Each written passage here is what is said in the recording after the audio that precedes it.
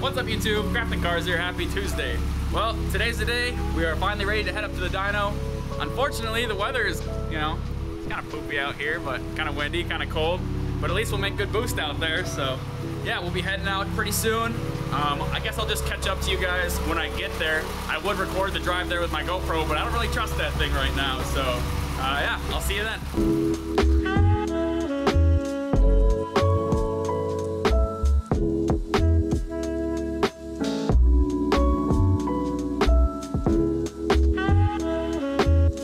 Alright guys, so before we make it to the dyno, decided to stop by a Holiday gas station, so picked up some snacks to eat while we're sitting there, and yeah, just wanted to make sure everything was running good and everything, and so far so good. So next stop, we'll be at the dyno.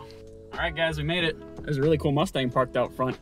Alright, so they're probably gonna have me take my front bumper off just so I can clear the ramps there, and then we'll get going.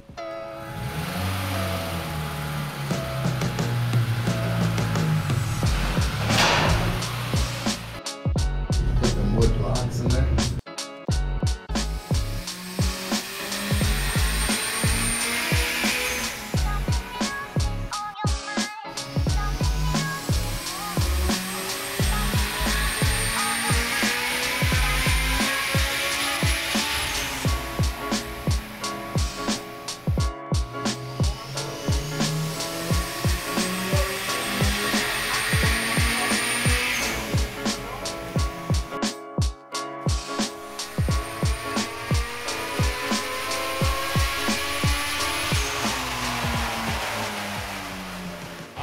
So far so good.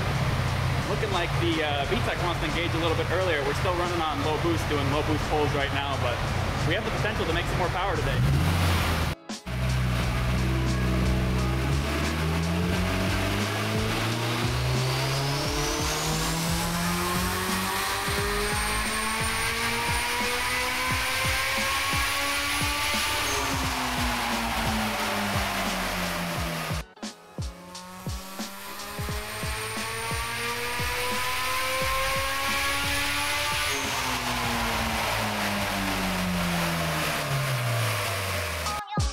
So here's our old power curve back when we made 410.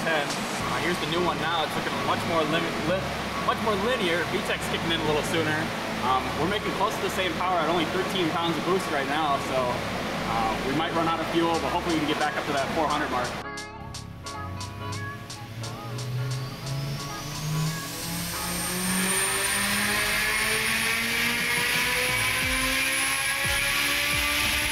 There we go. That was easy 400.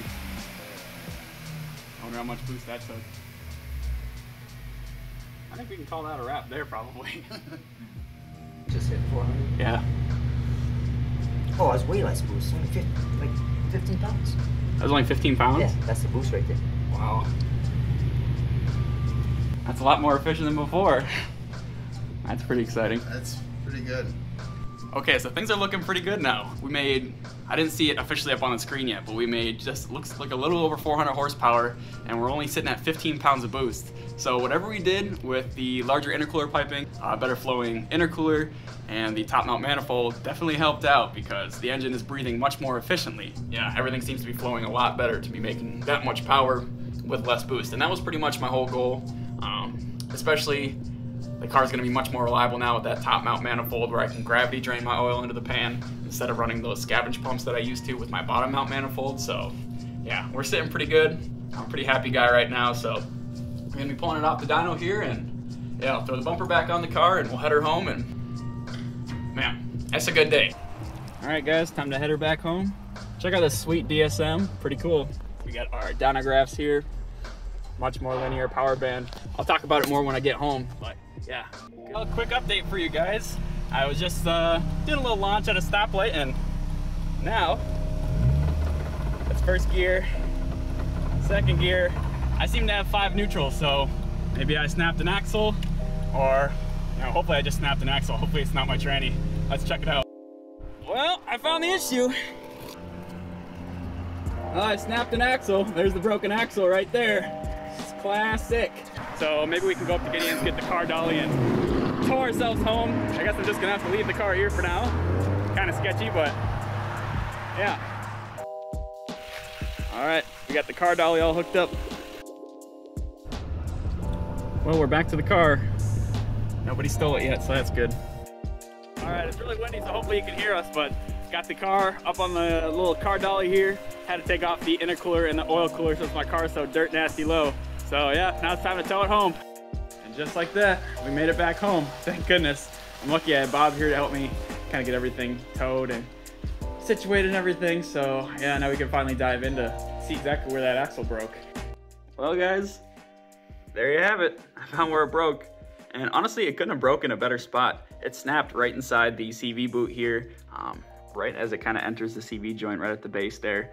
And since it broke there on the half shaft side, I was able to disconnect the axle and I didn't have to worry about pulling anything out of the transmission, so I don't have tranny fluid everywhere.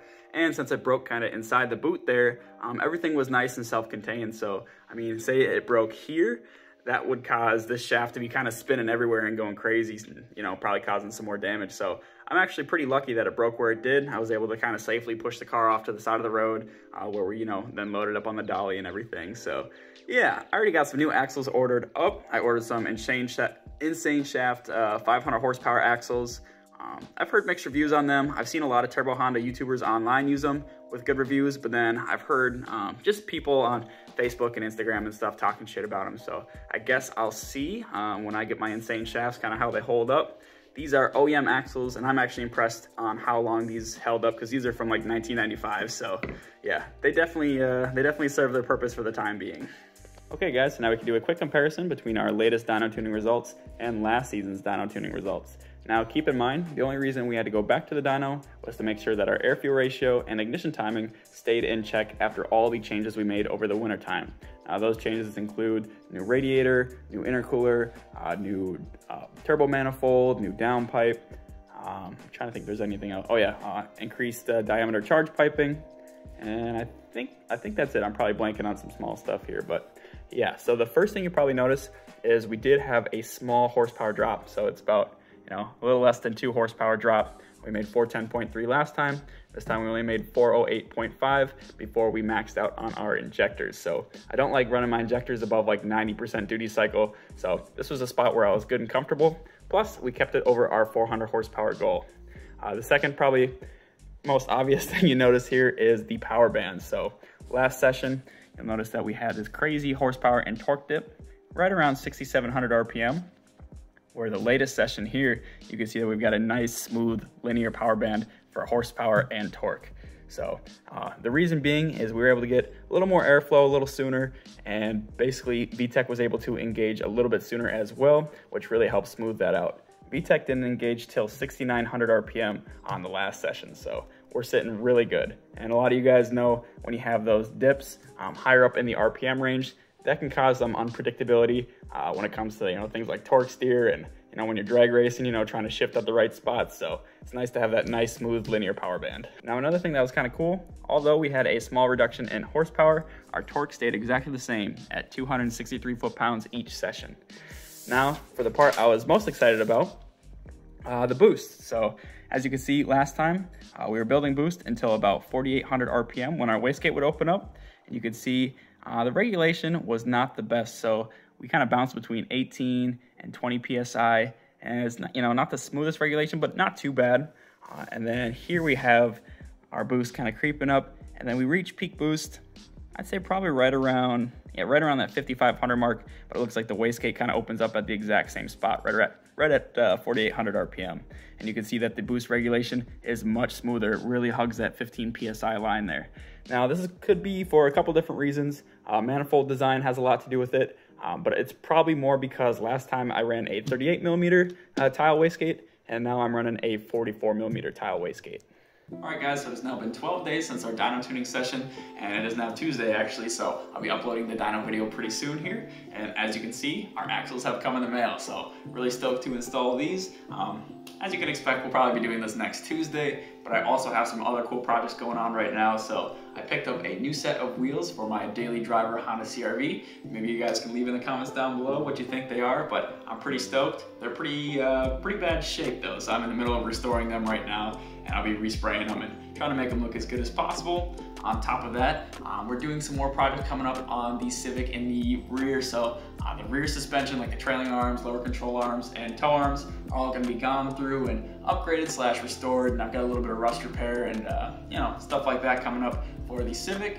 And I got a little bit of body work in the front too, where we kind of cut everything up and, you know, kind of make that look factory fresh again. On top of that, we're making some more progress on Gideon's RX-7 build, so look forward to updates on that. If you're new to the channel, we upload every single Tuesday. So yeah, I believe that's all I got for you today. Can't wait to see you next time. Bye-bye.